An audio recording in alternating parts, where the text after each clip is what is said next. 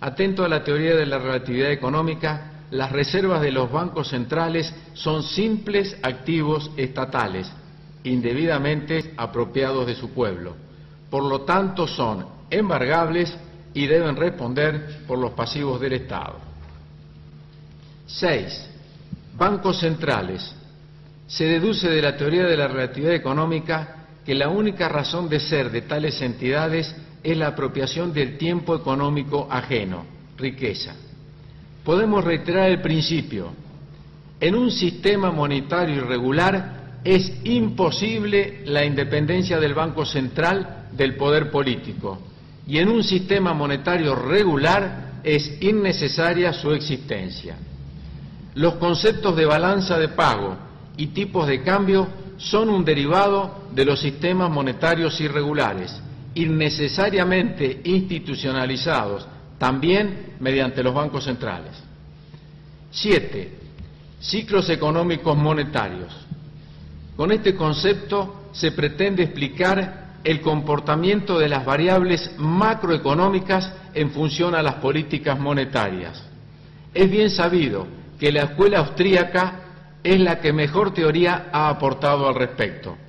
Consideramos que la teoría de la relatividad económica continúa su derrotero, entre otras cosas además de ser continuadora de Menger, más precisa y sencilla, y ello a partir de la definición misma de la teoría de la relatividad económica, que ubica el tiempo económico en el centro de la ciencia, lo que permite dar precisión a los demás términos primitivos de la economía: moneda, dinero, trueque, contado, crédito, regular e irregular, precios, interés, ciclos, equilibrios, etc. Más general, atento a que la teoría de los ciclos pasa a formar parte de la explicación de la apropiación de riqueza ajena, lo cual tiene que ver con todas las categorías económicas, principalmente con la distribución equitativa de la riqueza, acorde con la función que desempeñan los precios en la teoría de la imputación de Hayek, derivada del orden de los bienes económicos de Menger. Free banking. La teoría de la relatividad pone de relieve que la discusión de banca libre es de segundo orden, atento a que el tema central es definir la comisión del crédito irregular como marco legal del tiempo económico. Control de precios. Si bien sabemos que en la escuela austríaca es central la determinación libre de los precios, acorde al orden espontáneo del mercado, la mayor precisión de los términos primitivos que incorpora la teoría de la relatividad económica denuncia a los sistemas monetarios irregulares como el más sofisticado mecanismo de control de precios generalizado, ya que controlar y o intervenir en I, el interés, es controlar y o intervenir en P, los precios. La teoría de la relatividad económica y la liquidez. Una forma sencilla de presentar la teoría de la relatividad económica es en términos de liquidez, necesidad humana de superar el estado de trueque, en tanto desnuda a las teorías actuales en función a que dejan en manos del Estado el suministro del bien económico moneda con el que los súbditos podrán contar para superar ese estado de necesidad.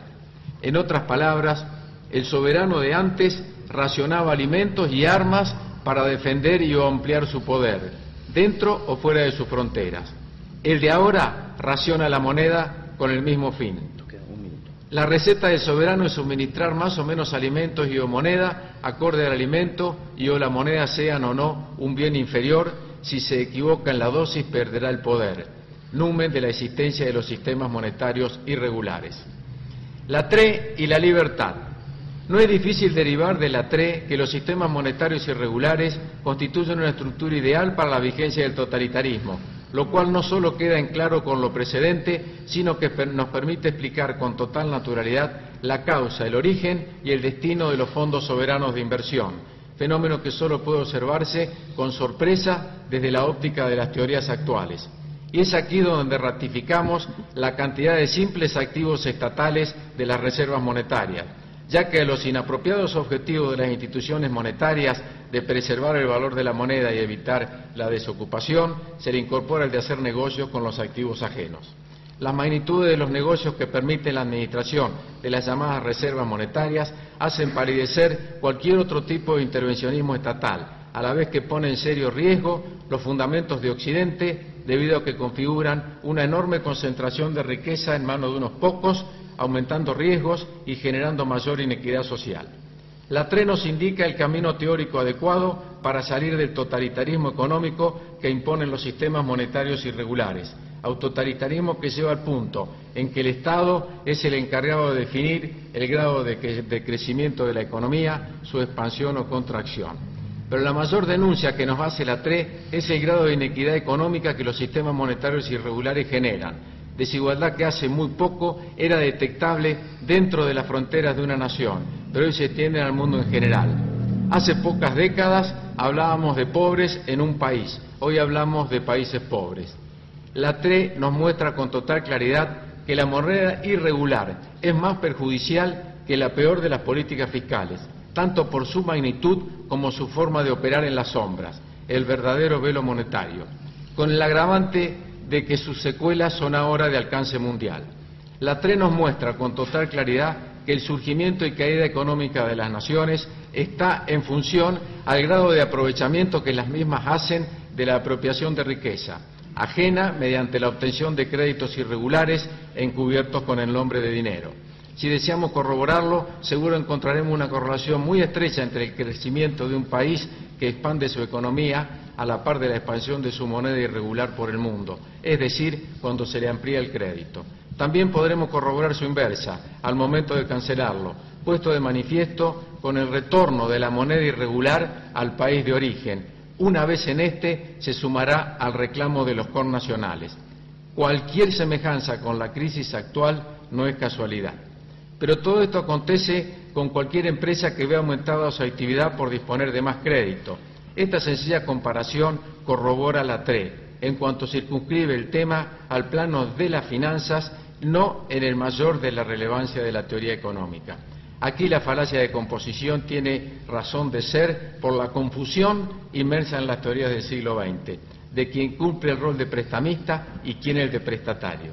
La TRE nos dice que el fenómeno de los fondos de riqueza soberanos no es más que un intento por evitar que el crédito otorgado por el pueblo de un país al pueblo de otro país, ambos administrados por los estados, se transforme en incobrable.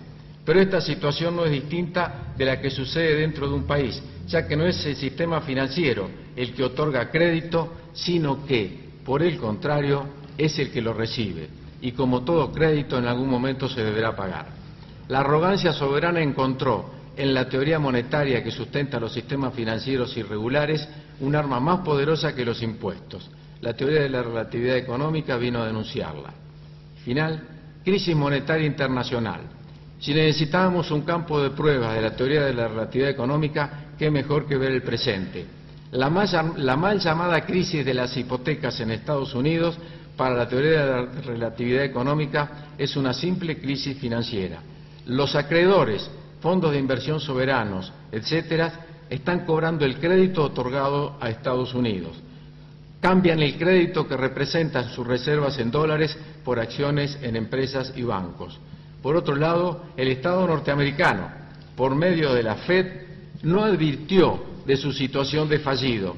Intenta el absurdo de obtener más crédito y encima a menor precio. Como en toda crisis financiera, los acreedores deberán asumir pérdidas y el deudor deberá remontar la salida de una convocatoria. Consecuencias típicas de las crisis financieras descontroladas que terminan alterando la situación patrimonial, solvencia y económica, de resultados tanto de deudores como de acreedores. Debe quedar claro que asignar responsabilidad de la crisis actual a la libertad de los mercados, a los precios de los commodities, a los fondos de inversión soberanos, etcétera, surgen de diagnosticar con las teorías del siglo XX, no con la teoría de la relatividad económica. Muy bien. Le damos las gracias y ahora vamos a pasar por una palabra. Gracias a ustedes, a la Fundación Bases y Cayo. Gracias.